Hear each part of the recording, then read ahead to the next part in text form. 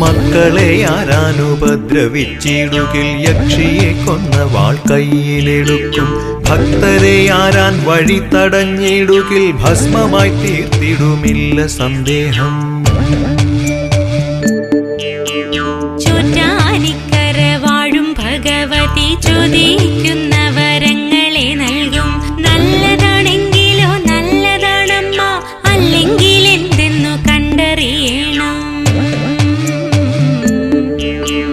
അമ്മേ നാരായണ, ദേവി നാരായണ, ലക്ഷ്മി നാരായണ, ഭദ്രേ നാരായണ.